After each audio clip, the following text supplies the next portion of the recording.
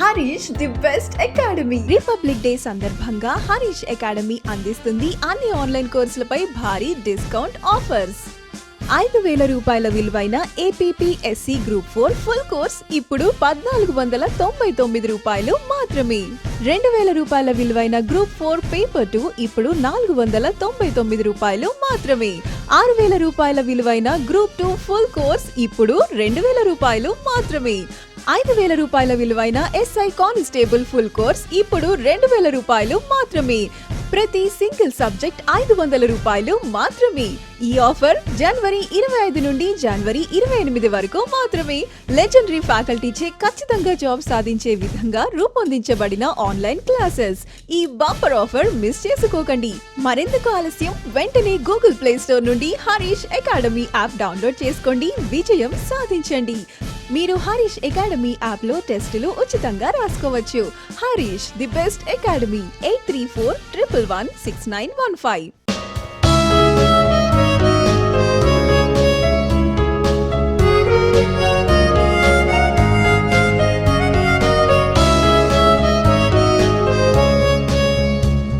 Hi friends, welcome to Harish academy. ఈరోజు వార్తలు నిలిచిన జాతీయ, అంతర్జాతీయ, రాష్ట్రీయ అంశాల గురించి, వార్తలు నిలిచిన వ్యక్తులు, అవార్డులు, పుస్తకాలు, మరి క్రీడా సంబంధిత సమాచారం, ఒక్కొక్క అంశాన్ని వివరంగా తెలుసుకుందాం. ఈరోజు ఫస్ట్ టాపిక్ వచ్చేసి కరప్షన్ పర్సెప్షన్స్ ఇండెక్స్, అవినీతి అంచనా సూచి. ఒక సూచి వార్తలు నిలిచింది, ఒక ఇండెక్స్. పోటీ పరీక్షలకు ప్రిపేర్ అవుతున్న ప్రతి ఒక్క అభ్యర్థి వార్తల్లో నిలిచిన సూచీలపైన ప్రత్యేక శ్రద్ధ చూపండి. ఒక అభ్యర్థి ఖచ్చితంగా చదవాల్సిన కొన్ని అంశాలు సూచీలు అనే టాపిక్ చాలా ఇంపార్టెంట్. వార్తలు నిలిచిన సూచీలు కానివ్వండి, వార్తలు నిలిచిన నివేదికలు లేదా రిపోర్ట్స్ కానివ్వండి, వీటిపైన ప్రత్యేక శ్రద్ధ చూపండి. ముఖ్యంగా ప్రపంచంలోని దేశాలకు సంబంధించి ర్యాంకింగ్స్ అనే టాపిక్ వార్తలు నిలిచింది అంటే అది పోటీ పరీక్షలకు సంబంధించి చాలా ఇంపార్టెంట్. అలాంటి ఒక టాపికే ఒక ఇండెక్స్. ఈరోజు వార్తలు నిలిచిన ఒక సూచి కరప్షన్ పర్సెప్షన్స్ ఇండెక్స్. ఏదైనా సూచి వార్తలు ఇచ్చినప్పుడు ఆ సూచికి సంబంధించి ఏ పాయింట్స్ పైన అభ్యర్థి శ్రద్ధ చూపాలి. ఫస్ట్ ఆఫ్ ఆల్, ఆ వార్తలు నిలిచిన సూచిని విడుదల చేసిన సంస్థ ఏంటి? ఏదైనా సూచి వార్తలు ఇచ్చినప్పుడు ఆ సూచిని విడుదల చేసే సంస్థ ఏంటి? సో విడుదల చేసే సంస్థ, ఆ సంస్థ యొక్క ప్రధాన కేంద్రం ఎక్కడ ఉంది, ఏ దేశంలో ఉంది, ఎక్కడ హెడ్ క్వార్టర్గా ఆ సంస్థ ఈ సూచిని విడుదల చేయడం జరుగుతుంది. అండ్ సెకండ్ వచ్చేసి ఆ సూచీలో అసలు టాప్ 3 కంట్రీస్ ఏంటి, ఆ సూచీకి సంబంధించి టాప్లో నిలిచిన దేశాలు ఏంటి, 3 కంట్రీస్ నేమ్స్ గుర్తుంచుకోండి సరిపోతుంది. అండ్ నెక్స్ట్, అసలు ఏ సంవత్సరం నుండి ఆ సూచీని ఆ పర్టికులర్ సంస్థ విడుదల చేయడం జరుగుతుంది. సో ఇయర్ ఆఫ్ ఇనిషియేషన్, అసలు ఏ సంవత్సరం నుండి ఈ సూచీ వార్తలు నిలుస్తుంది. అండ్ నెక్స్ట్, ఆ పర్టికులర్ సూచీలో భారత్ యొక్క స్థానం ఎంత, భారతదేశం యొక్క స్థానం ఎంత. కొన్ని సూచీలకి సంబంధించి ఆ సూచీలో బాటంలో నిలిచిన దేశాలపైన కూడా ప్రశ్న అడుగుతారు. ఎగ్జాంపుల్, కరప్షన్ పర్సెప్షన్స్ ఇండెక్స్ ఉంది. ఈ సూచీలో బాటంలో చిట్ట చివరన నిలిచిన దేశం ఏది, చిట్ట చివరి దేశం, అసలు ఎన్ని దేశాలను పరిగణలోకి తీసుకొని ఆ సూచిని విడుదల చేయడం జరిగింది. అండ్ నెక్స్ట్ వచ్చేసి కొన్ని సూచీల విషయానికి వస్తే అసలు ఏ అంశాలను, ఎన్ని అంశాలను పరిగణలోకి తీసుకొని ఆ సూచిని విడుదల చేయడం జరిగింది. ఈ పాయింట్స్ పైన ఏ సూచి అయినా వార్తలు ఇచ్చినప్పుడు ఈ పాయింట్స్ పైన ప్రత్యేక శ్రద్ధ చూపండి సరిపోతుంది. కొన్ని సూచీల విషయానికి వస్తే, భారత్ స్థానం విషయానికి వస్తే లాస్ట్ ఇయర్ ర్యాంక్, ఈ ఇయర్ ర్యాంక్ కంపారిజన్ పైన కూడా ప్రశ్న అడుగుతారు. లాస్ట్ ఇయర్ ఎంత ఉండే, ఈ ఇయర్ ఏ రకంగా ఉంది, సో స్థానం అనేది ఎగబాకిందా లేదా దిగజారిందా, ఇలాంటి పాయింట్స్ పైన కూడా ప్రశ్న అడుగుతారు. సో ఇక్కడ కరప్షన్ పర్సెప్షన్స్ ఇండెక్స్ అంటున్నాను. ఇవే పాయింట్స్ ఇక్కడ చూద్దాం ఒక్కొక్కటి. సో వార్తలు నిలిచిన కరప్షన్ పర్సెప్షన్స్ ఇండెక్స్ తెలుగులో ఏమంటారంటే అవినీతి అంచనా సూచి. అవినీతి అంచనా సూచి, అవినీతిని అంచనా వేస్తూ విడుదల చేయబడిన ఒక సూచి. సింపుల్గా చెప్పాలంటే ప్రపంచంలో అవినీతి రహిత దేశాలు ఏవైతే ఉంటాయో ఈ సూచిలో టాప్ ప్లేస్ లో ఉంటాయి. అంటే ఎక్కడైతే కరప్షన్ అనేది జీరోగా ఉంటుందో, కరప్షన్ అనేది చాలా తక్కువగా స్వల్పంగా ఉంటుందో, అవి అద్భుతమైన పనితీరు ప్రదర్శించినట్టు కదా, అవి ఈ సూచిలో టాప్ ప్లేస్ లో నిలుస్తాయి. సో ఇక్కడ అసలు ఈ సూచిని విడుదల చేసే సంస్థ పేరు ఏంటంటే ట్రాన్స్పరెన్సీ ఇంటర్నేషనల్. ఈ సంస్థ పేరు గుర్తుంచుకోండి, ట్రాన్స్పరెన్సీ ఇంటర్నేషనల్. ఇటీవల వార్తలు నిలిచిన 2021 సంవత్సరానికి సంబంధించి, అంటే గడిచిన సంవత్సరానికి సంబంధించి ఈ సంవత్సరం విడుదలైంది అన్నట్టు జనవరి మాసంలో. సో 2021 సంవత్సరానికి సంబంధించి కరప్షన్ పర్సెప్షన్స్ ఇండెక్స్ వార్తలు ఇచ్చిన ఒక సూచి. ఆ సూచిని విడుదల చేసే సంస్థ ఏదంటే transparency international. So transparency international సంస్థ అయిపోయింది. సో ఈ సంస్థ యొక్క ప్రధాన కేంద్రం ఎక్కడ అంటారు? బెర్లిన్. సో బెర్లిన్ ఎక్కడ ఉంది? జర్మనీ కేంద్రంగా పనిచేస్తున్న ఈ సంస్థను గుర్తుంచుకోండి. సో జర్మనీలోని బెర్లిన్ ప్రధాన కేంద్రంగా ట్రాన్స్పరెన్సీ ఇంటర్నేషనల్ అనే ఒక సంస్థ ప్రతి ఏటా కూడా కరప్షన్ పర్సెప్షన్ ఇండెక్స్ ని విడుదల చేస్తుంది. ప్రతి ఏటా కూడా అంటున్నాను. ఇక్కడ అసలు ఏ సంవత్సరంలో మొదటిసారి ఈ సూచి వార్తలు ఇచ్చింది అంటే 1995 1995 సంవత్సరం నుండి ప్రతి ఏటా కూడా ఈ సూచిని మనం వార్తలు చూడడం జరుగుతుంది. అండ్ సెకండ్ వచ్చేసి ఈ సూచిలో 2021 సంవత్సరానికి సంబంధించి ఈ సూచిలో టాప్ 3 కంట్రీస్ ఏంటి అంటారు. ఫస్ట్ వచ్చేసి చాలా సూచిలో డెన్మార్క్. సో డెన్మార్క్ అనేది టాప్ ప్లేస్ లో ఉంటుంది. సూచి అనగానే డెన్మార్క్ ఫిన్లాండ్ ఇలాంటి దేశాలు టాప్ లో ఉంటాయి. డెన్మార్క్, ఫిన్లాండ్ అండ్ న్యూజిలాండ్ ఇవి టాప్ 3 కంట్రీస్ అని గుర్తుంచుకోండి. ఇక్కడ ఒక చిన్న పాయింట్, ఒక డిఫరెన్స్ ఏంటంటే టాప్ 3 కంట్రీసే, కానీ ఈ 3 కంట్రీస్ కూడా ఫస్ట్ పొజిషన్తో వార్తలు ఇచ్చాయి. అంటే ఇటీవల 2021 సంవత్సరానికి సంబంధించి వార్తలు ఇచ్చిన కరప్షన్ పర్సెప్షన్స్ ఇండెక్స్ లో టాప్ ఫస్ట్ పొజిషన్ లో నిలిచిన దేశాలు ఏవి అంటారు. అంటే ఇక్కడ 3 దేశాలు కూడా మొదటి స్థానంలో నిలిచాయి. ఇది గుర్తుంచుకోండి, మొదటి స్థానంలో నిలిచిన 3 దేశాలు. ఈ దేశాలు సాధించిన స్కోర్ ఎంత అంటే 88% అనుకోండి, లేదా 88 అని గుర్తుంచుకోండి. అంటే ఎక్కడైతే అవినీతి ఎక్కువగా ఉంటుందో ఆ దేశాల్లో స్కోరింగ్ అనేది చాలా తక్కువగా ఉంటుంది, తక్కువ మార్కులు వస్తాయి. ఎక్కడైతే అవినీతి అనేది చాలా తక్కువగా ఉంటుందో, అవినీతే లేదనుకోండి, ఆ దేశాల్లో ఎక్కువ స్కోర్ అనేది రావడం జరుగుతుంది. అవినీతి ఎక్కువగా ఉండే దేశాలేమో స్కోర్ అనేది తక్కువగా ఉంటుంది. అవినీతి చాలా తక్కువగా ఉండే దేశాల్లో స్కోరింగ్ అనేది ఎక్కువగా ఉంటుంది. ఇది గుర్తుంచుకోండి. అంటే అత్యధిక స్కోరు అవినీతి చాలా తక్కువగా ఉండి అవినీతి రహిత దేశాలని చెప్పచ్చు టాప్ 3 కంట్రీస్. సో ఈ టాప్ 3 కంట్రీస్ ఫస్ట్ పొజిషన్లో ఉన్నాయి. యాక్చువల్గా 1వ పొజిషన్లో ఉన్నాయి. 2వ స్థానంలో నార్వే ఉంది 85th.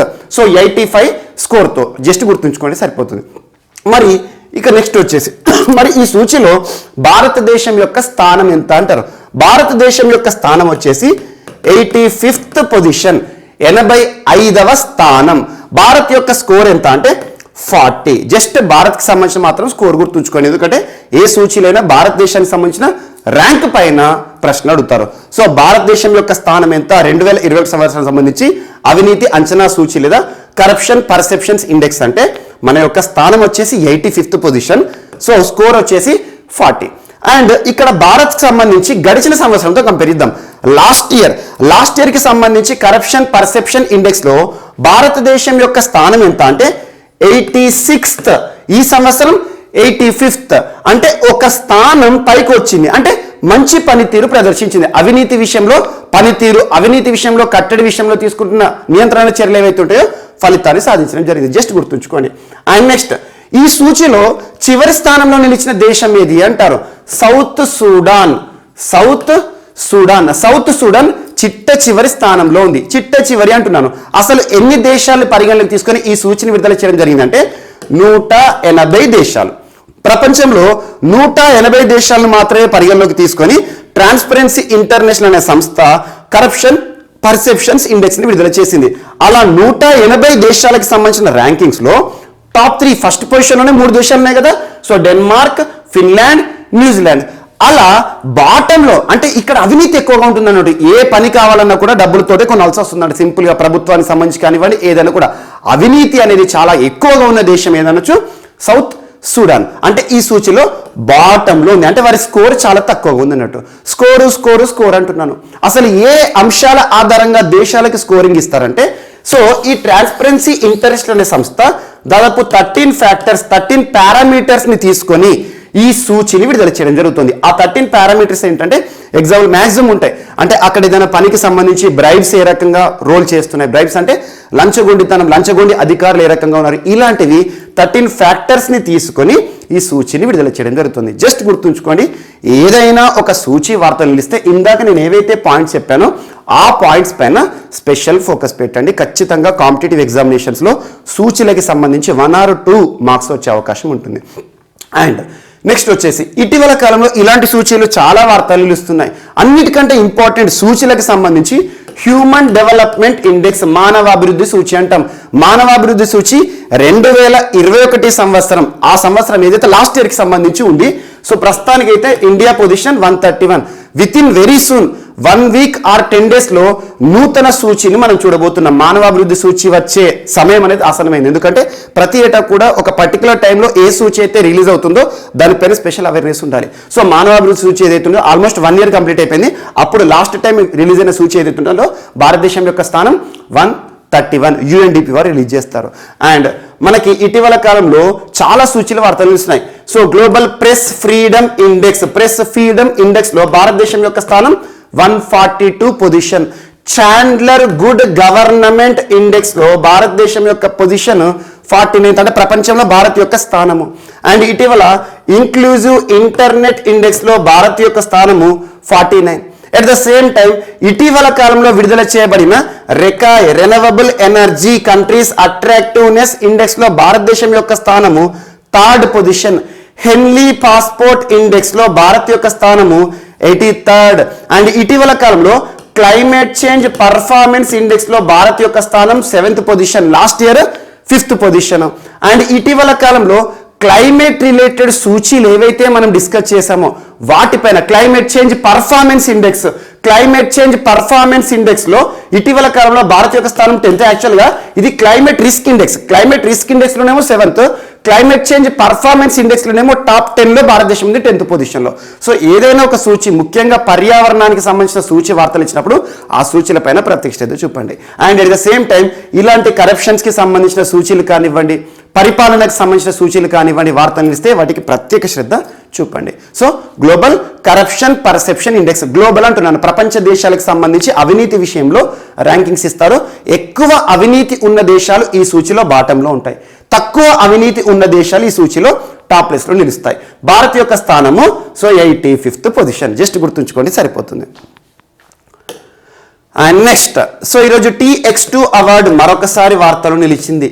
TX2, సో TX2 అనే అవార్డు గురించి లాస్ట్ ఇయర్ తరచూ మనం డిస్కస్ చేస్తాం. TX2 అవార్డు పురస్కార గ్రహీతగా ఒక టైగర్ రిజర్వ్ వార్త నిలిచింది. ఫిల్బిట్ టైగర్ రిజర్వ్ ఉత్తరప్రదేశ్ రాష్ట్రం అని చెప్పాను. ఈ సంవత్సరానికి సంబంధించి TX2 టైగర్ అవార్డుకి సంబంధించి పురస్కార గ్రహీతగా సత్యమంగళం టైగర్ రిజర్వ్ వార్తలు ఇచ్చింది. సత్యమంగళం టైగర్ రిజర్వ్ అంటే TX2 అనే ఒక పురస్కారాన్ని టైగర్ రిజర్వ్స్ కి ఇస్తారు, పులుల సంరక్షణ కేంద్రానికి ఇస్తారు. ఈ పాయింట్ ని మీరు నోట్ చేసుకోండి. సో పులుల సంరక్షణ కేంద్రాలకు ఇచ్చే ఒక ప్రతిష్టాత్మక పురస్కారం, అంతర్జాతీయ పురస్కారం. TX2 అంటే టైగర్ ×2 అంటారు సింపుల్ గా. టైగర్ ×2 అంటే ఏంటంటే ఇక్కడ సత్యమంగళం టైగర్ రిజర్వ్ గురించి చెప్తాను.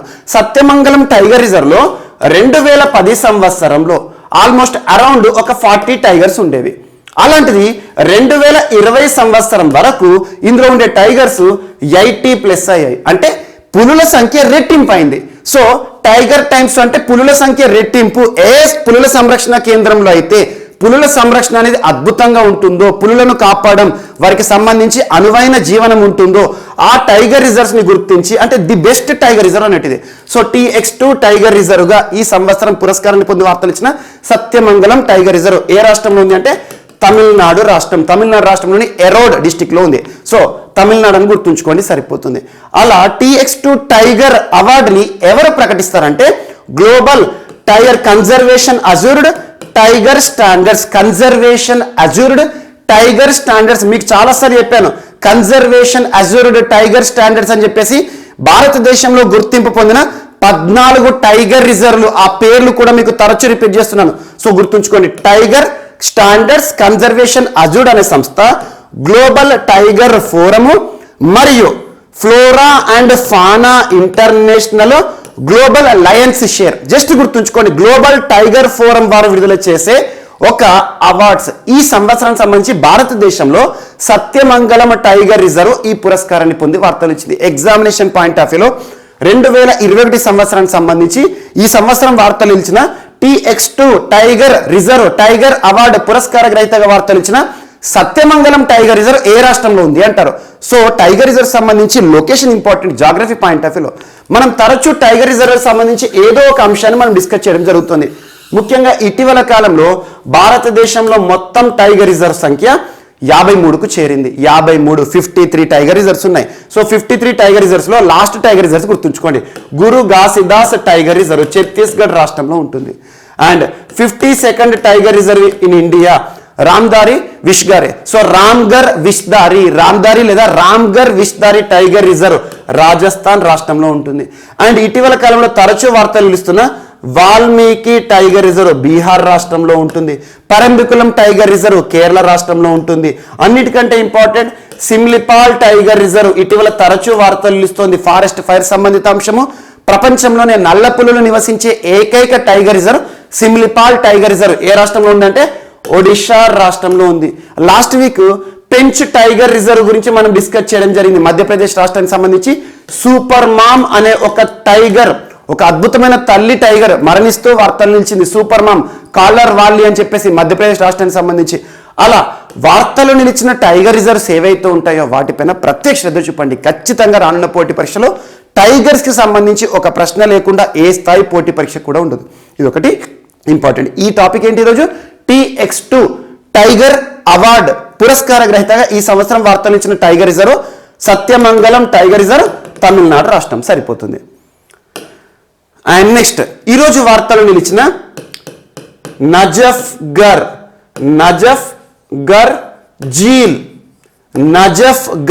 జీల్ పేరు గుర్తుంచుకోండి. Najafgarh Jheel wetland. It is a transboundary wetland. ఒక వెట్లాండ్, ఒక చిత్తడి నేల వార్తలు ఇచ్చింది. యాక్చువల్గా నజఫ్ గర్ జీల్ వెట్లాండ్ ఎందుకు వార్తలు ఇచ్చింది అంటే నేషనల్ గ్రీన్ ట్రిబ్యునల్ వారు ఈ నజఫ్ గర్ జీల్ వెట్లాండ్ సంరక్షణ చర్యల విషయంలో 2 ప్రభుత్వాలకి ఆదేశాలు ఇచ్చారు. ఆ 2 ప్రభుత్వాలు ఏంటంటే ఒక రాష్ట్రము హర్యానా రాష్ట్ర ప్రభుత్వానికి, అంటే హర్యానా రాష్ట్ర ప్రస్తుతం ముఖ్యమంత్రి గారు బీజేపీ అధికారంలో ఉంది మనోహర్ లాల్ ఖట్టర్ గారు.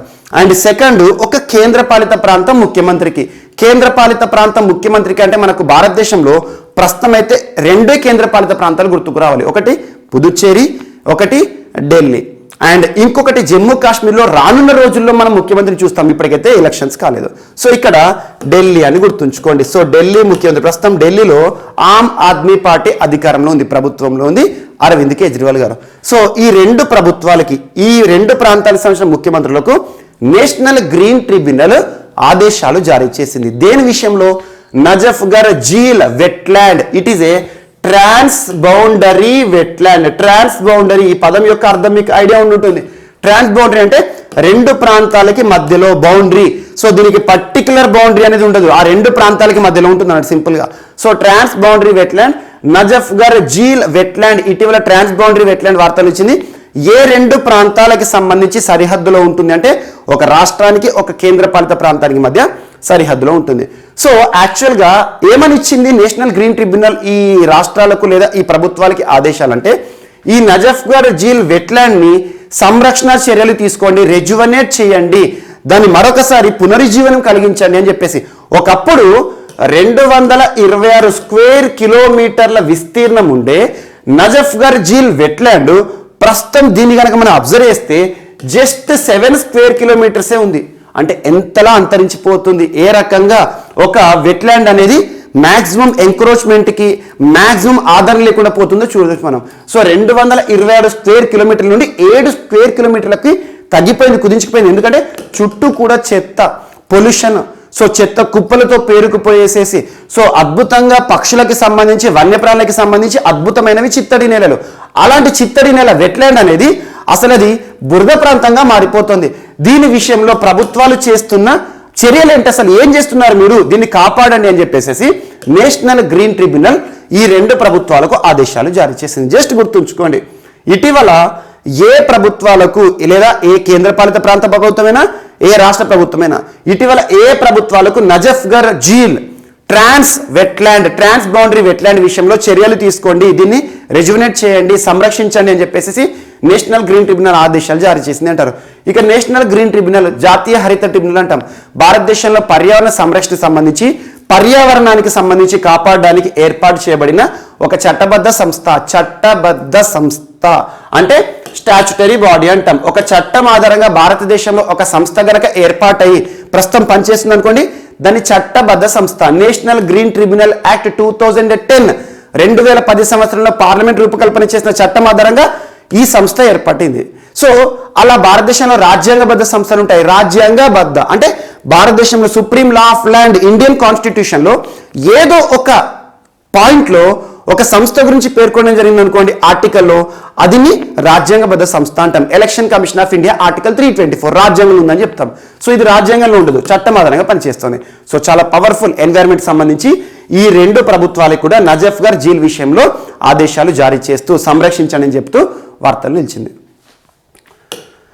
అండ్ నెక్స్ట్ లాల్ చౌక్ వార్తలు నిలిచింది. చాలా ఇంపార్టెంట్ టాపిక్ ఇది. లాల్ చౌక్ సెన్సిటివ్ టాపిక్ కూడా. లాల్ చౌక్ అనగానే మనకు ఏ ప్రాంతం గుర్తుకు రావాలి అంటే ఒకప్పటి రాష్ట్రము, ప్రస్తుత కేంద్రపాలిత ప్రాంతము జమ్మూ కాశ్మీర్. సో జమ్మూ కాశ్మీర్కి సంబంధించి క్యాపిటల్ శ్రీనగర్ సిటీలో ఒక సిటీ సెంటర్లో పాయింట్లో ఉండేది లాల్ చౌక్ ఏరియా. ఇక్కడ ఉండేది Ganta tower. So Ganta tower అంటారు. గంటా టవర్ అంటే ఏం లేదు, క్లాక్ టవర్ అంట. మన ప్రాంతాల్లో కూడా క్లాక్స్, గడియారం అని చెప్పేసి ఒక ప్లేస్ ఉంటుంది. సో క్లాక్ టవర్ శ్రీనగర్లో ఉండే ఒక క్లాక్ టవర్ లేదా గంటా టవర్ లాల్ చౌక్ ఏరియాలో ఉంటుంది. దీన్ని ఏమంటారు అంటే ఈ టవర్ని లాల్ చౌక్ టవర్ అంటారు. ప్రత్యేకత ఎందుకు ఈరోజు ఇంత ప్రత్యేకత చెప్తున్నానంటే భారతదేశ చరిత్రలో మొట్టమొదటిసారి ఈ గంటా టవర్ శ్రీనగర్లోని లాల్ చౌక్ వద్ద భారత జాతీయ జెండాని ఎగరవేయడం జరిగింది. నిన్న రోజున ఎగరవేయడం జరిగింది. ఎందుకు? నిన్న ప్రత్యేకత ఏంటి? గణతంత్ర దినోత్సవ వేడుకల సందర్భంగా ఇప్పటి వరకు జాతీయ జెండా ఎగరని ఒక అడ్డాలో, ఒక ప్రాంతంలో మన జాతీయ జెండాను ఎగరవేయడం జరిగింది. ఇది ఒక అద్భుతమైన మన గర్వకారణం అని చెప్పుకోవచ్చు. వాస్తవానికి ఆర్టికల్ 370 ఆఫ్టర్ రిపీలింగ్ ఆర్టికల్ 370 ఒకప్పుడు జమ్మూ కాశ్మీర్ సంబంధించి ప్రత్యేక జెండా ఉండేది, ప్రత్యేకంగా ఒక రాజ్యాంగం ఉండేదని చెప్పుకోవడం మనకు అతిశయోక్తిగా కాదు. సో అలా జమ్మూ కాశ్మీర్లోని ఏదైతే ఉంటుందో చాలా వరకు సెన్సిటివ్ ఏరియాస్ ఉంటాయి.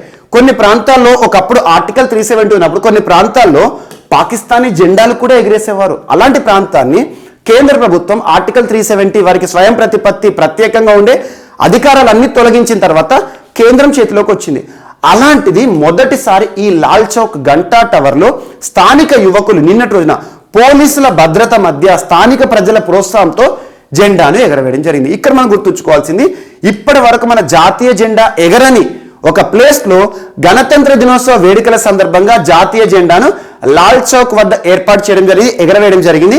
అది ఎక్కడ ఉంది? లాల్ చౌక్ అంటే శ్రీనగర్ అంటేనే లాల్ చౌక్ చాలా ఫేమస్ ఏరియా. సో జమ్మూ కాశ్మీర్కి సంబంధించి.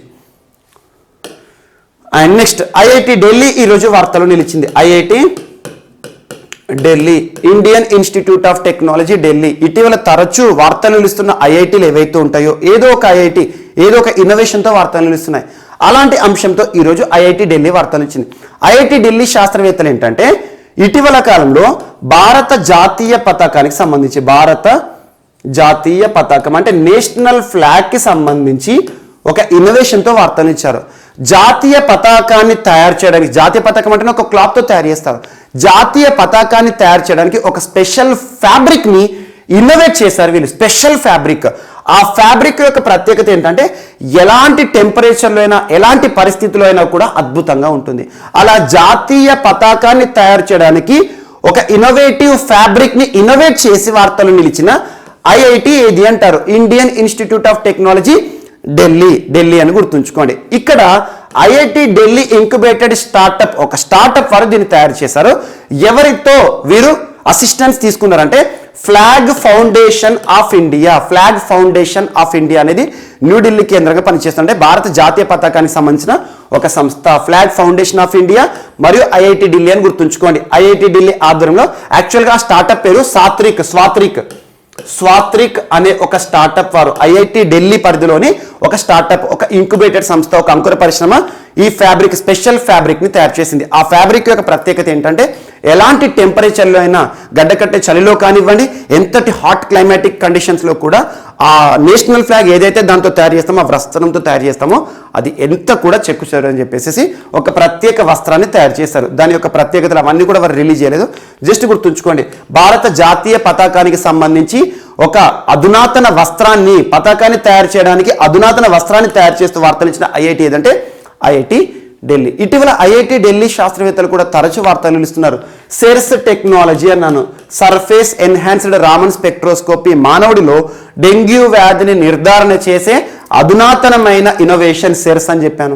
And omicron variant of corona virus ని నిర్ధారించడానికి ఒమిక్రాన్ టెస్ట్ కిట్ ని ఇన్నోవేట్ చేస్తూ వార్తలు ఇచ్చారు ఐఐటి ఢిల్లీ శాస్త్రవేత్తలు. అలా ఐఐటి ఢిల్లీ అనే కాదు, ఇటీవల కాలంలో వార్తలు ఇచ్చిన ప్రతి ఐఐటి పైన, ఐఐటి హైదరాబాద్ దేశంలోనే మొట్టమొదటిసారి బయోబ్రిక్ బేస్డ్ బ్రికెట్ కానివ్వండి, హైడ్రోసల్ మనకి ఏదైతే మనిషికి సంబంధించి కంటి సమస్యకి సంబంధించి హైడ్రోజెల్ అనే ఒక అంశంతో ఇన్నోవేషన్తో వార్తలు ఇచ్చారు. ఇలాంటి అంశాలు. అండ్ ఐఐటి మద్రాస్ దేశంలోనే మొట్టమొదటి 3D టెక్నాలజీ ఆధారంగా ఒక హౌస్ని నిర్మిస్తూ వార్తలు ఇచ్చారు. అలా ఐఐటి బాంబే నానో స్నిఫర్ సంబంధిత అంశము, ఐఐటి గౌహతి అనగానే electric vehicles, lithium ion batteries, IIT Mandi ఇటీవల రహదారి భద్రత, ఇలాంటి అంశాలు వాటన్నిటిని కూడా లింక్ చేస్తూ చూడండి. సో ఐఐటీల పైన ఏదో ఒక ప్రశ్న అడిగే అవకాశం ఉంటుంది.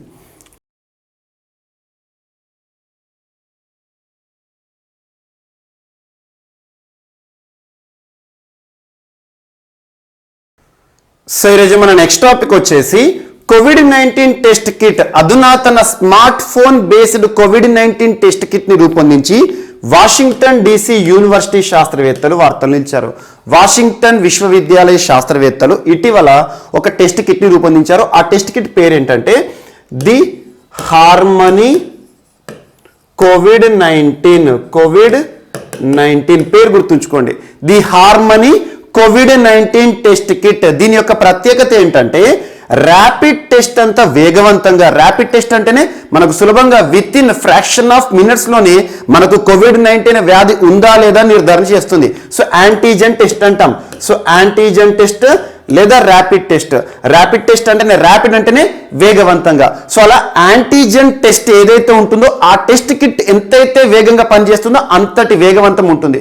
At the same time RTPCR test లాగా యాక్యురసీ ఉంటుంది. అంటే ఈ టెస్ట్ కిట్ యొక్క ప్రత్యేకత ఏంటంటే బోత్ యాక్యురసీ అండ్ స్పీడ్, అంటే అత్యంత వేగవంతంగా, అత్యంత యాక్యురేట్ గా కోవిడ్-19 వ్యాధిని నిర్ధారణ చేసే ఒక టెస్ట్ కిట్ ని వాషింగ్టన్ డీసీ యూనివర్సిటీ శాస్త్రవేత్తలు రూపొందించడం జరిగింది. దాని పేరేంటంటే ది హార్మనీ కోవిడ్-19. పేరు గుర్తుంచుకోండి సరిపోతుంది. ఇది స్మార్ట్ ఫోన్ బేస్డ్ అంటున్నాను. కామన్గా ఎవరైనా వ్యాధి లక్షణాలు ఉన్న వారికి సంబంధించి వారికి నోస్ నుండి ఆ శాంపుల్ కలెక్ట్ చేస్తారు కదా, ఆ శాంపుల్ కలెక్ట్ చేసిన తర్వాత ఆ శాంపుల్ ఏదైతే ఉంటుందో ఆ శాంపుల్ని మనం ఈ టెస్ట్ కిట్ లోపల ప్రయోగించినట్లయితే దానికి సంబంధించిన రిపోర్ట్ అంతా కూడా మొబైల్ ఫోన్ ఆధారంగా చూడడం జరుగుతుంది. మొబైల్ ఫోన్లోనే టోటల్ గా ఆ రిపోర్ట్ అంతా కూడా రావడం జరుగుతుంది. సింపుల్ గా గుర్తుంచుకోండి, smart phone based COVID-19 test kit the harmony COVID-19. దీని యొక్క ప్రత్యేకత ఏంటి? యాంటీజెన్ టెస్ట్ లేదా ర్యాపిడ్ టెస్ట్ దానింత వేగవంతంగా పనిచేస్తుంది. At the same time RTPCR అంటే reverse transcriptase polymerase chain reaction. So RTPCR ఏదైతే ఉంటుందో కోవిడ్-19 కి సంబంధించి వ్యాధి లక్షణాలు ఉంటాయి కదా, ఆ వ్యాధి లక్షణం ఉన్న వ్యక్తి నుండి శాంపిల్ కలెక్ట్ చేసిన తర్వాత అందులో ఆర్ఎన్ఏని గుర్తిస్తుంది. సేమ్ అలాగే ఆర్ఎన్ఏని గుర్తించేసేసి సో కరోనాకి సంబంధించి ఆర్ఎన్ఏ జన్యు ఏదైతే ఉంటుందో దాన్ని గుర్తించేసి యాక్యురేట్ గా టెస్ట్ రిజల్ట్ ని ఇవ్వడం జరుగుతుంది. జస్ట్ వాషింగ్టన్ యూనివర్సిటీ శాస్త్రవేత్తలు అత్యంత యాక్యురేట్ గా ఆర్టీపీసీఆర్ టెస్ట్ లో ఉండే యాక్యురసీని మరియు యాంటీజెన్ టెస్ట్ లో ఉండే వేగవంతంతో కూడిన ఒక స్మార్ట్ ఫోన్ ఆధారిత టెస్ట్ కిట్ ని ఇటీవల రూపొందించారు. దాని పేరు ఏంటంటే ది హార్మనీ కోవిడ్-19. సో ఇలాంటి టెస్ట్ కిట్లను తరచూ మనం డిస్కస్ చేయడం జరుగుతుంది. నిన్న క్లాస్లో కూడా మనం చూసాము. CSIR council of scientific and industrial research, central drugs research institute వారు ఇండికో ఓమ్ అనే ఒక టెస్ట్ కిట్ ని రూపొందించి వార్తలు ఇచ్చారు పూర్తి స్వదేశీ పరిజ్ఞానంతో. ఇలాంటి టెస్ట్ కిట్లు వార్తలు నిలిచినప్పుడు వాటిపైన ప్రతిష్టత చూపండి. అసలు ఎవరు దీన్ని ఇన్నోవేట్ చేశారో, దాని యొక్క పేరేంటి, దాని యొక్క ప్రత్యేకత ఏంటి, సరిపోతుంది. Smart phone based COVID-19 test kit the harmony COVID-19. And next జమిలీ ఎన్నికలు అనే అంశం మరొకసారి తెరపైకి రావడం జరిగింది. జమిలీ ఎన్నికలు లేదా one nation one election one voter list. Simple గా వన్ నేషన్ వన్ ఎలక్షన్, దేశమంతా ఒకేసారి ఎన్నికలను జరపడాన్ని జమిలీ ఎన్నికలు అంటాం. లాస్ట్ 2 years నుండి ఈ టాపిక్ రెగ్యులర్ గా న్యూస్ లోకి వస్తుంది. బట్ మొన్న జనవరి 25th జాతీయ ఓటరు దినోత్సవం నేషనల్ ఓటర్స్ డే రోజు భారత ప్రధాని నరేంద్ర మోదీ గారు మరొకసారి జమిలీ ఎన్నికల ప్రస్తావన చేయడం జరిగింది. జమిలీ ఎన్నికల ప్రస్తావన చేయడంతో ఈ టాపిక్ మరొకసారి ఎలివేట్ అయింది. ఏదైనా టాపిక్ ఎలివేట్ అయినప్పుడు దానికి సంబంధించి జస్ట్ ఎందుకు ఎలివేట్ అయింది, దాని యొక్క ప్రత్యేకత ఏంటి. జమిలీ ఎన్నికలు అంటే ఏం లేదు. ప్రస్తుతం చూడండి, మనకు భారతదేశంలో 5 రాష్ట్రాలకి సంబంధించి ఎన్నికల నిర్వహణ చూడబోతున్నాం. రానున్న రోజుల్లో మనకు March 10th జడ్జిమెంట్ డే అని చెప్పేసి తరచూ డిస్కస్ చేస్తున్నాం. సో అలా 5 రాష్ట్రాలు ఏంటి?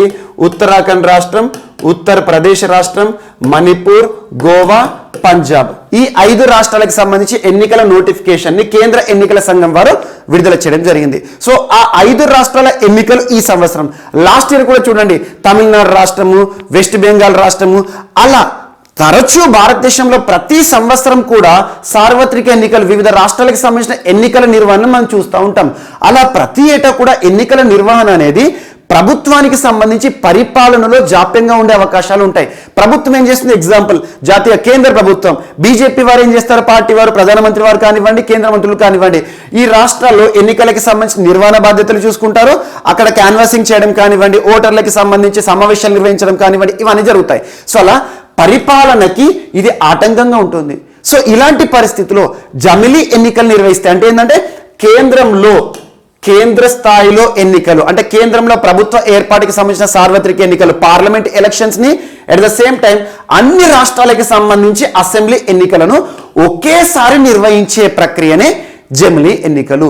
సో ఇందులో ప్రోస్ ఉంటాయి, కాన్స్ ఉంటాయి, పాజిటివ్ సైడ్ ఉంటుంది, నెగిటివ్ సైడ్ ఉంటుంది. సో ఇప్పుడు జమిలీ ఎన్నికలను ఎగ్జాంపుల్ నెక్స్ట్ ఇయర్ నిర్వహించాలనుకోండి, 2023 సంవత్సరం నుండి భారత ప్రభుత్వం గనక ప్రత్యేక చట్టాన్ని కొన్ని సవరణలు చేసేసి నిర్వహించాలనుకోండి. ఇప్పుడు ఈ రాష్ట్రాలు ఉన్నాయి, ఉత్తరప్రదేశ్, మణిపూర్, గోవా, ఉత్తరాఖండ్. ఇక్కడ ఈ సంవత్సరం ఏర్పడిన ప్రభుత్వాల యొక్క కాల పరిమితి జస్ట్ 1 year పూర్తవుతుంది. మరి సో 1 year పూర్తయిన రాష్ట్రాలు ఒప్పుకోవాల్సి ఉంటుంది. కొన్ని రాష్ట్రాలు ఎగ్జాంపుల్ పోనీ ఇక్కడ వీటి ఎన్నికలు ఆపేద్దాం అనుకోండి, 2022 సంవత్సరం జరగాల్సిన ఎన్నికల్ని ఆపేస్తే ఈ రాష్ట్రాల్లో ఉన్న ప్రభుత్వాలకి ఇంకొక సంవత్సరం అదనపు పరిపాలన దొరుకుతుంది. కొన్ని రాష్ట్రాలకి సంబంధించిన పరిపాలన అనేది పొడిగించడం జరుగుతుంది, కొన్ని రాష్ట్రాల యొక్క పరిపాలన అనేది, అధికారం అనేది అర్ధాంతరంగా ముగిసిపోతుంది. చాలా ఉంటాయి. అట్ ద సేమ్ టైం ప్రస్తుతం భారతదేశంలో ప్రాంతీయ పార్టీలు బలంగా ఉన్న ఈ సమయంలో కొన్ని రాష్ట్రాలు, ఎగ్జాంపుల్ మహారాష్ట్ర లాంటి రాష్ట్రం ఉంది. మహారాష్ట్రలో బీజేపీ మెజారిటీ వచ్చింది, కానీ మ్యాజిక్ ఫిగర్ని రీచ్ అవ్వలేదు. మ్యాజిక్ ఫిగర్ అంటే ప్రభుత్వాన్ని ఏర్పాటు చేయడానికి సరిపడాల్సిన బలం లేదు. అలాంటి పరిస్థితుల్లో Shiv Sena party, national congress party, Indian national congress, so ఈ 3 పార్టీలు కలిసేసేసి శివసేన ఆధ్వర్యంలో ప్రభుత్వాన్ని ఏర్పాటు చేయడం, సంకీర్ణ ప్రభుత్వం. సో ఎగ్జాంపుల్ సంకీర్ణ ప్రభుత్వం జమిలీ ఎన్నికల సమయంలో ఏర్పడింది అనుకోండి ఒక రాష్ట్రంలో. సంకీర్ణ ప్రభుత్వం అంటేనే చాలా సార్లు కూడా మధ్యలోనే ప్రభుత్వాలు పడిపోతాయి. బీహార్లో కానివ్వండి, కర్ణాటకలో కానివ్వండి, మధ్యప్రదేశ్ రాష్ట్రంలో కానివ్వండి, సంకీర్ణ ప్రభుత్వాలు అనేవి ఎల్లకాలం నిలబడడు. అలాంటిది ఒక రాష్ట్రంలో ప్రభుత్వం పడిపోయింది అనుకోండి, అక్కడ ప్రభుత్వం పడిపోయినప్పుడు మరి ఆ ప్రాంతంలో అసలు ఎన్నికలు ఏ విధంగా నిర్వహిస్తారు? అక్కడ ఎన్నికలు నిర్వహిస్తే మరొకసారి 5 ఏళ్ల టర్మ్ ఉంటుందా, మళ్ళీ దేశవ్యాప్తంగా జరిగే ఎన్నికల వరకు చూడాల్సి ఉంటుందా? ఇలాంటివి చాలా అనలైజ్ చేయాల్సి ఉంటుంది. సో జమిలీ ఎన్నికల నిర్వహణ బాగానే ఉంటుంది, కానీ మనకు భారతదేశంలో వైవిధ్యం అనేది ఉంది కాబట్టి, రాష్ట్రాల్లో ప్రాంతీయ పార్టీలు బలంగా ఉంటున్నాయి కాబట్టి జమిలీ ఎన్నికల నిర్వహణ కూడా కొంతవరకు కష్టసారం అని చూసుకోవచ్చు. ఎందుకంటే ప్రభుత్వాలు పడిపోయిన ప్లేస్లో అక్కడ కేంద్రం అధికారాన్ని తీసుకుంటారా, లేదా 5 ఏళ్ల పరిపాలన దేశం మొత్తం అన్ని రాష్ట్రాల్లో కేంద్ర ప్రభుత్వానికి సంబంధించి ఎన్నికలు జరిగిన తర్వాత మధ్యలో కొన్ని రాష్ట్రాల్లో ప్రభుత్వం కుప్పకూలింది అనుకోండి, మిగతా సమయానికి సంబంధించి ఎన్నికలు నిర్వహించాలా, కేంద్ర ప్రభుత్వం అధికారాన్ని తీసుకుంటుందా? ఇలాంటివన్నీ కూడా వస్తేనే జమిలీ ఎన్నికలు అనేవి అమలులోకి వస్తాయి. కానీ ఏదేమైనా కూడా జమిలీ ఎన్నికలు రానున్న రోజుల్లో మనం చూసే అవకాశాలే ఎక్కువగా ఉన్నాయి. సో ఇదొకటి ఇంపార్టెంట్. అండ్ నెక్స్ట్ ఐఎన్ఎస్ కుక్రీ ఇటీవల డీకమిషన్ చేయబడుతూ వార్తలు నిలిచింది. మనం డిస్కస్ చేసాం, డీకమిషన్ అంటే వీడుకోలు సంబంధిత అంశం. సో దీని యొక్క సేవలకు వీడుకోలు పలకడం జరిగింది. లాస్ట్ 3 months బ్యాక్ మనం డిస్కస్ చేసాం. అలా డీకమిషన్ చేయబడిన ఐఎన్ఎస్ కుక్రీ ఏదైతే ఉంటుందో, ఈ ఐఎన్ఎస్ కుక్రీని భారత ప్రభుత్వం ఇండియన్ నేవీ వారు దయ్యూ అడ్మినిస్ట్రేషన్కి అప్పగించడం జరిగింది. దయ్యూ అడ్మినిస్ట్రేషన్, దయ్యూ దామన్ దాద్రా నగర్ హవేలీ. ఒకప్పుడు దయ్యూ దామన్ దాద్రా నగర్ హవేలీ రెండు వేరువేరు కేంద్రపాలిత ప్రాంతాలు. కానీ 2020 సంవత్సరం జనవరి మాసం నుండి జనవరి 26వ తేదీ నుండి దయ్యూ దామన్ దాద్రా నగర్ హవేలీ రెండు కేంద్రపాలిత ప్రాంతాలను ఒకటిగా చూడడం జరుగుతుంది. అలాంటిది Diu administration, so Diu Daman Dadra Nagar Haveli administration ఏదైతే ఉంటుందో వారు ఈ ఐఎన్ఎస్ కుక్రీ ఇటీవలే వీడ్కోలు సంబంధిత అంశంతో సేవలకు వీడ్కోలు పలికిన ఐఎన్ఎస్ కుక్రీని మ్యూజియంగా మార్చబోతున్నారట. మ్యూజియం అంటే ఇండియన్ నేవీకి సంబంధించి లేదా ఇండియన్ నేవీలో దీని యొక్క సేవల యొక్క ప్రత్యేకత ఏంటి, ఎంతకాలం పనిచేసింది, ఎలాంటి ఆపరేషన్లో ఇది కీలక పాత్ర పోషించింది, సైన్యాన్ని ఏ రకంగా ఇది సరఫరా చేసింది, ఇలాంటి అంశాలని దీని యొక్క చరిత్ర మరియు ఇండియన్ నేవీకి సంబంధించిన అంశాలన్నింటినీ కూడా ఇందులో సమాజానికి తెలిసేలా ప్రజలకు తెలిసేలా ఒక మ్యూజియంని ఏర్పాటు చేయబోతున్నారంట. ఇది ఒకటి important. So decommissioned INS Khukri will be seen as museum soon coming days అని గుర్తుంచుకోండి సరిపోతుంది. అండ్ చిరు 2022 నావల్ డ్రిల్స్, చిరు 2022 నావల్ డ్రిల్స్ అంటున్నాను. నావల్ డ్రిల్స్ అంటే నావీకి సంబంధించి నౌకాదళానికి సంబంధించిన డ్రిల్స్. ఇక్కడ ఇది ఇండియాకి సంబంధించింది కాదు. ఏ దేశాలకు సంబంధించి అంటే పెద్ద దేశాలు, అదేంటంటే చైనా, రష్యా, ఇరాన్, ఈ 3 దేశాలు కలిసేసి గల్ఫ్ ఆఫ్ ఒమన్ వద్ద నిర్వహిస్తున్న నావికాదళ విన్యాసాలు, సంయుక్త నావికాదళ విన్యాసాలే చిరు 2022 నావల్ డ్రిల్స్ ప్రస్తుతం జరుగుతున్నాయి. ఎక్కడ అంటారు, గల్ఫ్ ఆఫ్ ఒమన్, గల్ఫ్ ప్రాంతంలో 3 దేశాల పేర్లు గుర్తుంచుకోండి. ఎగ్జామినేషన్ పాయింట్ ఆఫ్ లో ఇండియా పార్టిసిపేషన్ లేనప్పటికీ కూడా కొన్నింటికి సంబంధించి ఇంపార్టెంట్, ఎందుకంటే కొన్ని బలమైన దేశాలు ఉన్నాయి, ఇండియాకి వ్యతిరేక దేశాలు ఉన్నాయి. ప్రత్యర్థి దేశం China, so China, Russia, Iran 3 దేశాలు కలిసి గల్ఫ్ ఆఫ్ ఒమన్ వద్ద నిర్వహిస్తున్న సంయుక్త నావికాదళ విన్యాసాలు ఇటీవల వార్తలు ఇచ్చాయి. వాటి పేరు ఏంటంటే చిరు 2022. అండ్ నెక్స్ట్, భారతదేశంలో గాడిదల జనాభాకి సంబంధించి కొన్ని గణాంకాలు వార్తలు ఇచ్చాయి. ఇక్కడ ఒక సంస్థ పేరు గుర్తుంచుకోండి, బ్రూక్ ఇండియా అనే ఒక సంస్థ, ఒక నాన్ ప్రాఫిట్ ఆర్గనైజేషన్ వన్యప్రాణులకి సంబంధించి. బ్రూక్ ఇండియా అనే సంస్థ భారతదేశంలో 2012 సంవత్సరం నుండి 2019 సంవత్సరం మధ్యకాలంలో ఆల్మోస్ట్ 7-8 ఇయర్స్ స్పాన్ లో ఈ సమయానికి సంబంధించి ఒక గణన చేపట్టారు.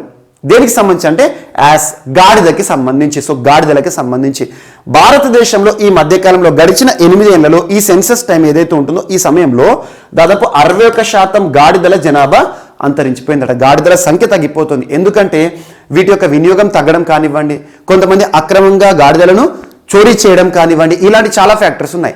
అలా గాడిదల జనాభాకి సంబంధించి ఇక్కడ మనం నేర్చుకోవాల్సింది ఏంటంటే అసలు భారతదేశంలో గాడిదలకి సంబంధించి 8 ఏళ్లలో ఈ మధ్యకాలంలో గాడిదల పరంగా చూస్తే అత్యధికంగా తగ్గుదల చూడబడిన రాష్ట్రాలకు సంబంధించి మహారాష్ట్రలో ఈ మధ్యకాలంలో 39.69% గాడిదలు తగ్గాయంట. గాడిదల శాతం అంటే గాడిదల సంఖ్య తగ్గాయన్నట్టు. అత్యధికంగా గాడిదల సంఖ్య విషయంలో మహారాష్ట్ర 39.69, ఆంధ్రప్రదేశ్లో 53.22 అండ్ రాజస్థాన్లో 71.31, గుజరాత్లో 70.94, మనకి ఉత్తరప్రదేశ్ రాష్ట్రంలో 71.72, బీహార్లో 47.31. ఈ రాష్ట్రాల్లో అత్యధికంగా చూస్తే మాత్రం మనకి రాజస్థాన్, ఉత్తరప్రదేశ్ రాష్ట్రం నెంబర్ 1, రాజస్థాన్ సెకండ్ పొజిషన్ అని గుర్తుంచుకోండి. ఈ టాప్ 5 ఏవైతే ఉంటాయో స్టేట్స్, ఈ రాష్ట్రాల్లో ఈ మధ్యకాలంలో గాడిదల జనాభా విషయంలో గణనీయమైన తగ్గుదల క్షీణత కనిపించడం జరిగింది. జస్ట్ గుర్తుంచుకోండి.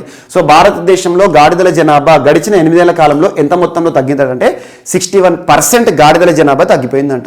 సో ఇదొకటి, అంటే ప్రతి 100లో దాదాపు 61 గాడిదలు కనబడుకుంటూ పోయాయి అన్నట్టు. జస్ట్ ఇది ఒకటి గుర్తుంచుకోండి, ఎందుకంటే ఇలాంటివి అవసరం లేదు. కాకపోతే కొన్ని సందర్భాల్లో వార్తాపత్రికల్లో ఇలాంటి టాపిక్స్ ఏమైనా వచ్చినప్పుడు జస్ట్ యాజ్ ఎ ఇన్ఫర్మేషన్ చూడండి సరిపోతుంది. So human hair export restrictions అనే అంశం వార్తలో నిలిచింది. హ్యూమన్ హెయిర్ ఎక్స్పోర్ట్ రెస్ట్రిక్షన్, మానవుడికి సంబంధించిన వెంట్రుకలు ఉంటాయి కదా, కేశాలు. సో వెంట్రుకలకు సంబంధించిన ఎక్స్పోర్ట్ పైన కొన్ని నియంత్రణలు రెస్ట్రిక్షన్స్ విడుస్తూ భారత ప్రభుత్వం తీసుకునే నిర్ణయం వార్తలు నిలిచింది. సో ఇక్కడ ఏంటంటే చాలా మంది కూడా భారతదేశంలో అక్రమంగా ఇల్లీగల్గా హ్యూమన్ హెయిర్ని కొన్ని దేశాలకు ఎక్స్పోర్ట్ చేస్తున్నారు, అక్రమంగా తరలిస్తున్నారు. అక్రమంగా తరలించే దేనిపైన కూడా భారత ప్రభుత్వం చర్యలు తీసుకుంటుంది. ఇక్కడ ఏంటంటే చిన్న స్టాట్స్ గుర్తుంచుకోండి. గడిచిన సంవత్సరం 2021-2022 ఆర్థిక సంవత్సరం, అంటే ప్రస్తుతం మనం ఉన్న ఆర్థిక సంవత్సరం 2021-2022 ఆర్థిక సంవత్సరానికి సంబంధించి ఈ ఆర్థిక సంవత్సరంలో గడిచిన ఏప్రిల్ మాసం నుండి నవంబర్ మాసంలో చూస్తే భారతదేశం నుండి హ్యూమన్ హెయిర్ ఎక్స్పోర్ట్స్ వాల్యూ ఎంత అంటే $141 మిలియన్. అంతకుముందు సేమ్ ఇదే సమయాన్ని కనుక చూస్తే $22 మిలియన్. అంటే భారతదేశంలో హ్యూమన్ హెయిర్ ఎక్స్పోర్ట్ అనేది ఎక్కువ జరుగుతుంది, విలువ ఎక్కువగా వస్తుంది. ఈ హ్యూమన్ హెయిర్ని రెండు రకాలుగా వర్గీకరించవచ్చు మనం. ఒకటి Remy hair, REMY Remy hair. Second non Remy hair. Remy hair అంటే ఇది క్లీన్ ఎయిర్ అని చెప్పుకోవచ్చు. కామన్గా మనం తలనీలాలు ఇస్తాం కదా దేవాలయాల్లో, తిరుపతి కానివ్వండి, కొన్ని ప్రముఖ పుణ్యక్షేత్రాల్లో దేవాలయాల్లో మనము కేశాలు ఇవ్వడం ఏవైతే ఉంటాయో తలనీలాలు ఇవ్వడం అనేది మనము ఆచారంగా చూస్తూ ఉంటాము. చాలా మంది కూడా భక్తితో చూస్తారు. అలా తలనీలాలు ఇచ్చిన దేవాలయాల నుండి సేకరించిన హ్యూమన్ హెయిర్ ఏదైతే ఉంటుందో దాన్ని రెమీ హెయిర్. ఇది క్లీన్ ఎయిర్ ఏదైతే ఉంటుందో దీంతో చాలా వరకు కమర్షియల్గా చైనా, వియత్నాం, థాయిలాండ్ ఈ దేశాల్లో విగ్గులు తయారు చేస్తారు. సో అలా హ్యూమన్ హెయిర్కి కూడా ఇంపాక్ట్ ఉంటుంది. అండ్ నాన్ రెమీ హెయిర్ ఏంటంటే డొమెస్టిక్ పర్పస్ నుండి డొమెస్టిక్గా రిలీజ్ అయిన హెయిర్ అన్నట్టు. అంటే డొమెస్టిక్గా మనం ఇంట్లో కానివ్వండి మనకు హెయిర్ లాస్ అయ్యి ఊడిపోయిన హెయిర్ ఉంటుంది కదా, దాన్ని డొమెస్టిక్ లేదా నాన్ రెమీ హెయిర్ అంటారు. ఇది అంత పెద్ద క్లీన్గా ఉండదు, దీన్ని ప్రాసెస్ చేయాల్సి ఉంటుంది. వాటి చిన్న చిన్న అలంకారాల కోసం అలా తయారు చేస్తారు హెయిర్ని. సో ఇలాంటి హెయిర్ ఏదైనా కూడా భారతదేశం నుండి హెయిర్ ఎక్స్పోర్ట్ అనేది జరుగుతుంది. ఎంత ఎక్స్పోర్ట్ జరిగినా కూడా కొంతమంది అక్రమంగా హ్యూమన్ హెయిర్ టెంపుల్స్ నుండి కానివ్వండి, కొంతమంది అవినీతికి పాల్పడి అక్కడ నుండి హెయిర్ని అక్రమంగా విదేశాలకు ఎగుమతి చేస్తున్నారు. ఇలాంటి అంశాలను దృష్టించిన కేంద్ర ప్రభుత్వం ఏం చేసిందంటే హ్యూమన్ హెయిర్ని ఎక్స్పోర్ట్ చేయడం అనేది నేరం. సో ఎవరైనా కూడా హ్యూమన్ హెయిర్ని ఎక్స్పోర్ట్ చేయాలనుకుంటే సో డైరెక్టరేట్ ఆఫ్ ఎక్స్పోర్ట్ వారి నుండి పర్మిషన్ తీసుకోవాలి. డైరెక్టరేట్ ఆఫ్ ఎక్స్పోర్ట్ ప్రమోషన్ వారి నుండి మీరు ఏదైతే ఉంటుందో పర్మిషన్ తీసుకొని మాత్రమే హ్యూమన్ హెయిర్ని ఎక్స్పోర్ట్ చేయాల్సి ఉంటుందని చెప్పేసి ప్రత్యేకంగా ఒక టాపిక్ అదేంటంటే హ్యూమన్ హెయిర్ ఎక్స్పోర్ట్స్ పైన రెస్ట్రిక్షన్స్ విధిస్తూ భారత ప్రభుత్వం తీసుకున్న కీలక నిర్ణయం. అండ్ నెక్స్ట్ AK-203 రైఫిల్స్ వార్తలు ఇచ్చే మరొకసారి AK-203 rifles. So AK-203 rifles అనగానే ఏ దేశం గుర్తుకు రావాలి? రష్యా ఇండియా సంబంధాల్లో భాగంగా AK-203 రైఫిల్స్ ఒప్పందం, ప్రత్యేక తుపాకుల ఒప్పందాన్ని ఇటీవల చూస్తాం. ఇందులో ప్రత్యేకంగా కొన్ని తుపాకులను రష్యా నుండి మనం దిగుమతి చేసుకోవడం జరుగుతుంది. మెజారిటీ తుపాకులు ఏవైతే ఉంటాయో AK-203 రైఫిల్స్ ని ఇండియాలో తయారు చేయడం జరుగుతుంది, మ్యానుఫ్యాక్చరింగ్ ఇన్ ఇండియా. అందుకోసం అమేథీలో manufacturing unit AK-203 manufacturing unit కూడా సిద్ధమైంది. సో దీనికి సంబంధించి ఇటీవల భారతదేశంలో AK-203 rifles around 70,000 rifles first ఫేజ్లో భారతదేశానికి రీచ్ కావడం జరిగింది. ఎన్ని రైఫిల్స్ రీచ్ అయ్యాయి, ఎక్కడ తయారవుతున్నాయి, ఇదంతా పక్కన పెడితే మన గుర్తుకు రావాల్సింది మన రక్షణ రంగానికి సంబంధించిన కావాల్సిన అవసరాలను దిగుమతి చేసుకోవడానికి AK-203 రైఫిల్స్ని అసలు ఏ దేశానికి సంబంధించి ఇండియా ఒప్పందం కుదుర్చుకుంది అంటారు? డిఫెన్స్ రిలేషన్స్ అంటాం దీన్ని. సో రష్యాని గుర్తుంచుకోండి. అలా ఇటీవల చాలా తుపాకులు మనం చూసాం. సిగ్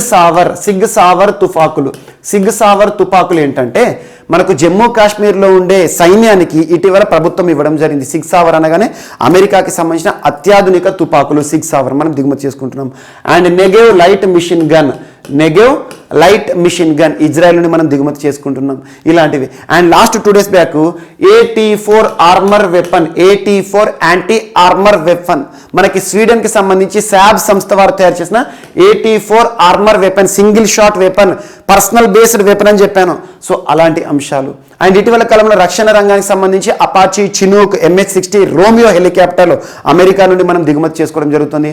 పొసిడాన్ P-8I విమానాలను ప్రస్తుతం ఇండియన్ నేవీలో సేవలు అందిస్తున్న P-8I విమానాలను మనం ఎక్కడి నుండి దిగుమతి చేసుకుంటాం అంటే అమెరికా నుండి దిగుమతి చేసుకుంటున్నాం. కొన్ని డ్రోన్లు, హెరాన్ హెరాన్ డ్రోన్ కానివ్వండి, స్కై స్ట్రైకర్స్ లేదా సూసైడ్ డ్రోన్స్ కానివ్వండి, ఎక్కడ నుండి దిగుమతి చేసుకుంటున్నామంటే ఇజ్రాయెల్ నుండి దిగుమతి చేసుకుంటున్నాం. సుకోయ్ యుద్ధ విమానాలను మనం రష్యా నుండి దిగుమతి చేసుకోవడం జరుగుతుంది. రఫేల్ అండ్ మిరాజ్ 2000 యుద్ధ విమానాలను మనం ఫ్రాన్స్ నుండి దిగుమతి చేసుకోవడం జరుగుతుంది. C295 విమానాలను మనం స్పెయిన్ నుండి దిగుమతి చేసుకోవడం జరుగుతుంది. ఇలాంటివి ఏవైతే ఉంటాయో రక్షణ రంగానికి సంబంధించి మిసైల్ దిగుమతులు కూడా వార్తలు ఇచ్చాయి. హర్పూన్ మిసైల్స్ అధునాతనమైన క్షిపణులు మనం అమెరికా నుండి దిగుమతి చేసుకోవడం జరుగుతుంది. అండ్ ఇటీవల కాలంలో మనకు S-400 మిసైల్ సిస్టమ్ రష్యా నుండి దిగుమతి చేసుకోవడం జరుగుతుంది. ఇలాంటి అంశాలను ప్రత్యేకంగా లింక్ చేస్తూ చూడండి. అండ్ నెక్స్ట్ ఈరోజు మన నెక్స్ట్ టాపిక్ వచ్చేసి వార్తల్లో వ్యక్తులు. వార్తల్లో వ్యక్తుల విషయానికి వస్తే ఈరోజు పుష్పకుమార్ జోషి గారు వార్తలు నిలిచారు. పుష్పకుమార్ జోషి పర్సన్ పేరు గుర్తుంచుకోండి, తనకు సంబంధించిన నియామకం గుర్తుంచుకోండి సరిపోతుంది. పుష్పకుమార్ జోషి గారు Hindustan petroleum corporation limited, Hindustan petroleum అని గుర్తుంచుకోండి. పబ్లిక్ సెక్టార్కి సంబంధించి హిందుస్థాన్ పెట్రోలియం కార్పొరేషన్ లిమిటెడ్కి నూతన సిఎండిగా నియమితులవుతూ వార్తలు నిలిచిన పర్సన్ పేరు ఏంటి అంటారు? పుష్పకుమార్ జోషి. సిఎండి అంటే chairman and managing director. Just గుర్తుంచుకోండి, హిందుస్థాన్ పెట్రోలియం కార్పొరేషన్ లిమిటెడ్ నూతన చైర్మన్ అండ్ మేనేజింగ్ డైరెక్టర్ అనగానే పుష్పకుమార్ జోషి గారు భారత ప్రభుత్వం సంబంధించి నియామకం ద్వారా వార్తలు నిలిచిన వ్యక్తి. ఈరోజు వార్తలు నిలిచిన వ్యక్తులు మరియు అంశాల విషయానికి వస్తే ఒకసారి ర్యాపిడ్ రౌండ్ చూద్దాం. కరప్షన్ పర్సెప్షన్ ఇండెక్స్ ఈరోజు మనం డిస్కస్ చేసిన ఫస్ట్ టాపిక్. ఒక సూచి, వార్తలు నిలిచిన సూచీలు కానివ్వండి, రిపోర్ట్స్ పైన ప్రత్యక్ష శ్రద్ధ చూపండి. ఇక్కడ కనిపిస్తున్న సూచి ఏదైతే ఉందో కరప్షన్ పర్సెప్షన్ ఇండెక్స్, అవినీతి అంచనా సూచి 2020 సంవత్సరంలో భారతదేశం యొక్క స్థానం 85th. ఎవరు విడుదల చేశారు? టాప్ ప్లేస్లో నిలిచిన దేశాలు ఏంటి, బాటమ్ ప్లేస్లో నిలిచిన దేశం ఏంటి, వీటి చూడండి. అండ్ నెక్స్ట్ వచ్చేసి సెకండ్, TX2 పురస్కార గ్రహీతగా సత్యమంగళం టైగర్ రిజర్వ్ వార్తలు ఇచ్చింది తమిళనాడు రాష్ట్రానికి సంబంధించి. అండ్ నెక్స్ట్ ఇక్కడ మనకు నజఫ్గర్ జీల్ అనే ఒక ట్రాన్స్ బౌండరీ వెట్లాండ్ వార్తలు నిలిచింది. ఒక వివాదాస్పద అంశం, పర్యావరణ సంరక్షణకి సంబంధించి నేషనల్ గ్రీన్ ట్రిబ్యునల్ ఏదైతే ఉంటుందో ఎవరికి ఆదేశాలు ఇచ్చింది అంటే హర్యానాకి, ఢిల్లీ ప్రభుత్వానికి. అండ్ నెక్స్ట్ వచ్చేసేసి లాల్ చౌక్ గంటా టవర్ పై భారత జాతీయ జెండా త్రివర్ణ పతాకం నిన్నటి రోజున రెపరెపలాడింది భారతదేశ చరిత్రలో ఆఫ్టర్ రిపీలింగ్ ఆర్టికల్ 370 అని గుర్తుంచుకోండి. అండ్ నెక్స్ట్ వచ్చి IIT ఢిల్లీ శాస్త్రవేత్తలు ఇటీవల జాతీయ జెండాను తయారు చేయడానికి అధునాతనమైన వస్త్రాన్ని తయారు చేస్తూ వార్తలు ఇచ్చారు, దాని యొక్క ప్రత్యేకత. అండ్ నెక్స్ట్ వచ్చేసేసి స్మార్ట్ ఫోన్ బేస్డ్ ఒక test kit, COVID-19 test kit, the harmony COVID-19 test kit ని రూపొందిస్తూ వాషింగ్టన్ యూనివర్సిటీ శాస్త్రవేత్తలు వార్తలు ఇచ్చారు. అండ్ నెక్స్ట్ వచ్చేసి 1 నేషన్ 1 ఎలక్షన్స్ 1 ఓటర్ లిస్ట్ అని చెప్పేసి జమిలీ ఎన్నికలు అనే అంశము మరొకసారి ప్రస్తావనకు వచ్చింది ఇటీవల జాతీయ ఓటర్ దినోత్సవం రోజున భారత ప్రధాని నరేంద్ర మోదీ గారు ప్రకటించడం ద్వారా. అండ్ నెక్స్ట్ వచ్చేసి INS కుక్రీ, ఇటీవలే సైన్యం నుండి సేవలకు వీడ్కోలు పలుకుతూ వార్తలు ఇచ్చిన INS కుక్రీ ఇక మీదట మ్యూజియంగా మనం చూడబోతున్నాం. దయు అడ్మినిస్ట్రేషన్ వారికి దీన్ని అప్పగించడం జరిగింది. అండ్ చిరు నావల్ డ్రిల్స్, చిరు నావల్ డ్రిల్స్ ఏ 3 దేశాలకు సంబంధించి అంటే రష్యా, చైనా మరియు ఇరాన్, గల్ఫ్ ఆఫ్ ఒమన్ వద్ద. అండ్ నెక్స్ట్ వచ్చేసి భారతదేశంలో గాడిదల జనాభా తగ్గిపోతుంది, గాడిదల సంఖ్య తగ్గిపోతుందని చెప్పేసి బ్రూక్ ఇండియా సంస్థ వారు చేసిన సర్వే గణాంకాలు. మరియు హ్యూమన్ హెయిర్ ఎక్స్పోర్ట్ రెస్ట్రిక్షన్స్ అనే అంశం వార్తలు ఇచ్చింది. అక్రమంగా భారతదేశం నుండి హ్యూమన్ హెయిర్ ని ఎక్స్పోర్ట్ చేసే వారిపైన ఉక్కుపాదం అనే అంశం. And AK-203 rifles India Russia సంబంధాలు డిఫెన్స్ ఇంపోర్ట్స్ కి సంబంధించి. అండ్ పుష్పకుమార్ జోషి గారు వార్తలు నిలిచారు. ఒక నూతన చైర్మన్ మేనేజింగ్ డైరెక్టర్గా భారత ప్రభుత్వం చే నియమితులవుతూ వార్తలు ఇచ్చారు. ఏ సంస్థకి సంబంధించి అంటే హిందుస్థాన్ పెట్రోలియం కార్పొరేషన్ లిమిటెడ్. ఇవి ఈరోజు వార్తలు నిలిచిన అంశాలు. మిస్లెనియస్ అంశాలు ఏమైనా మిగిలిపోతే మాత్రం రేపటి క్లాస్లో యాడ్ చేసుకొని నేర్చుకుందాం. రేపు కలుద్దాం. Thank you.